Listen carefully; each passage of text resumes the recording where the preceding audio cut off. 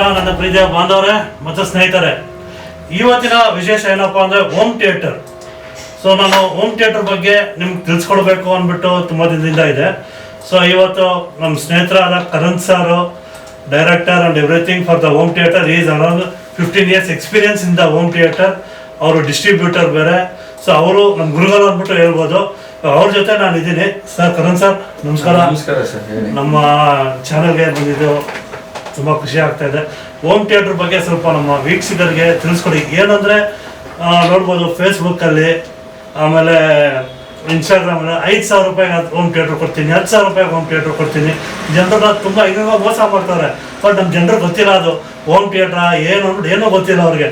ನಮ್ಮ ಹತ್ರ home theatre ಐತಪ್ಪ ಅಂದ್ಬಿಟ್ಟು ಖುಷಿ ಪಡ್ತಾರೆ. ಬಟ್ ಹೋಮ್ ಥಿಯೇಟ್ರ್ ಅಂದರೆ ಏನು, ಅದ್ರ ಪ್ರಯೋಜನ ಏನು, ಅದು ಹೆಂಗೆ ವರ್ಕ್ ಆಗುತ್ತೆ, ಸ್ವಲ್ಪ ಒಂದೊಂದಾಗಿ ನಮ್ಮ ವೀಕ್ಷಕರಿಗೆ ದಯವಿಟ್ಟು ತಿಳಿಸ್ಕೊಡಿ ಸರ್. ಹೋಮ್ ಥಿಯೇಟರ್ ಅನ್ನೋದು ತುಂಬಾ ದೊಡ್ಡ ಕಾನ್ಸೆಪ್ಟ್. ಅದು ಒಂದು ಟಿವಿ ಎನ್ಹಾನ್ಸ್ಮೆಂಟ್ ಅನ್ನೋದು ಸೌಂಡ್ ಬಾರ್ ಅಂತಾರೆ. ಆ ಸೌಂಡ್ ಬಾರೇ ಬೇರೆ ಕಾನ್ಸೆಪ್ಟ್. ಅದನ್ನ ಹೋಮ್ ಥಿಯೇಟರ್ ಅಂತ ಕನ್ಸಿಡರ್ ಮಾಡಲ್ಲ.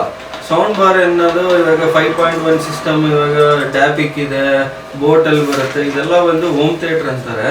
ಅದು ಬಂದ್ಬಿಟ್ಟು just to enhance the TV sound ಅಷ್ಟೇ. ಅದು ಅಂದ್ರೆ ಅದು ಒಂದು ಡಾಲ್ಬಿ ಡಿಜಿಟಲ್ ಇರುತ್ತೆ. ಅದರಲ್ಲಿ ಬೇರೆ ಅಪ್ಡೇಟೆಡ್ ವರ್ಷನ್ಸ್ ಇರಲ್ಲ. ಅದರಲ್ಲಿ ವಿಡಿಯೋ ತಗೊಳ್ಳಲ್ಲ, ಅಂದ್ರೆ ವಿಡಿಯೋ ಇನ್ಪುಟ್ಸ್ ಇರಲ್ಲ, HDMI ಇನ್ಪುಟ್ಸ್ ಇರಲ್ಲ. ಅದು ಬರೀ 2 ಚಾನಲ್ ಸಿಗ್ನಲ್ ನ ತಗೊಂಡು 5.1 ಬರುತ್ತೆ. ಇದು ಟ್ರೆಡಿಷನಲ್ ಓಲ್ಡ್ ಟೆಕ್ನಾಲಜಿ.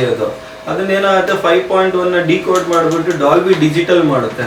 ನಾವು ಇವಾಗ ಬಂದ್ಬಿಟ್ಟು 2025 ಇದೀವಿ. ಡಾಲ್ಬಿ ಡಿಜಿಟಲ್ ಬಂದ್ಬಿಟ್ಟು ನಿಮಗೆ 2011 ಇದು ಕಾನ್ಸೆಪ್ಟ್. ಇದು ಇವಾಗ DTS:X ಇದೆ, ಡಾಲ್ಬಿ ಅಟ್ಮಾಸ್ ಇದೆ, IMAX ಎನ್ಹಾನ್ಸ್ಡ್ ಇದೆ. ಸೋ ಮೆನಿ ವರ್ಷನ್ಸ್ ಇದೆ. ವಿಡಿಯೋನು ಅಪ್ಸ್ಕೇಲ್ ಆಗುತ್ತೆ. ಸೊ ಇದು ತುಂಬಾ ತಿಳ್ಕೊಳ್ಳೋದು ತುಂಬಾ ಇದೆ. ಅದು ಸೌಂಡ್ ಬಾರ್ ಅಂದ್ರೆ ಟಿವಿ ಸೌಂಡ್ ನ ಎನ್ಹಾನ್ಸ್ ಮಾಡೋದಷ್ಟೇ ಸೌಂಡ್ ಬಾರ್.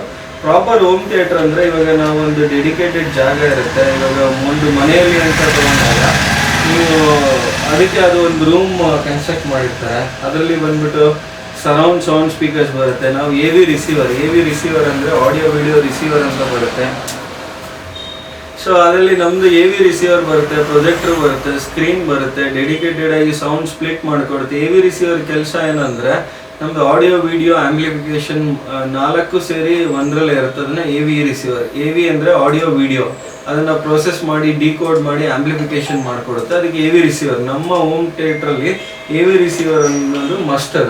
ಅದು ಸಿಗ್ನಲ್ಸ್ ನ ತಗೊಂಡು ಇವಾಗ ನೀವು 6 HDMI ಇನ್ಪುಟ್ ಕೊಡ್ಬೋದು. ಆ 6 ಇನ್ಪುಟ್ ನ ತಗೊಂಡು ಅದು ನೀವು ಯಾವ್ದು ಬೇಕೋ ಸೆಲೆಕ್ಷನ್ ಮಾಡ್ಕೊಂಡು ಪ್ರೊಜೆಕ್ಟರ್ಗೆ ಔಟ್ ಕೊಡುತ್ತೆ.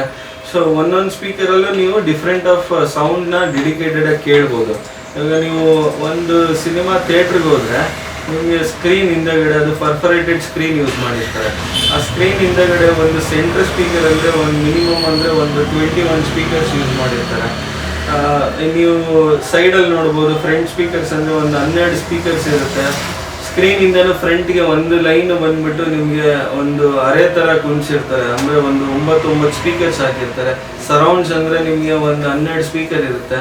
ಅಟ್ಮಾಸ್ಗೆ ಅಂದರೆ ಒಂದು 20 ಸ್ಪೀಕರ್ಸ್ ಇರುತ್ತೆ. ಪ್ರೊಸೆಸರ್ ಇರುತ್ತೆ. ಇದನ್ನೆಲ್ಲ ಸೌಂಡ್ನ ಡಿಕೋಡ್ ಮಾಡಿ ಇವತ್ತಿನ ಅಪ್ಡೇಟೆಡ್ ಇದಕ್ಕೆ ಏನೇನು ಸೌಂಡ್ ರೆಕಾರ್ಡಿಂಗ್ ಇದೆ ಅದು ಕೊಡುತ್ತೆ. ಸೊ ಹೋಮ್ ಥಿಯೇಟರ್ ಅನ್ನೋದು ಅದು ಜಸ್ಟ್ ಬೇಸಿಕ್. ಅದು ಟಿವಿ ಸೌಂಡ್ ಎನ್ಹಾನ್ಸ್ ಮಾಡೋದಕ್ಕೆ ಅದು ಒಂಥರ ಅಮೇಚರ್ ಸೌಂಡ್ ಇರುತ್ತೆ.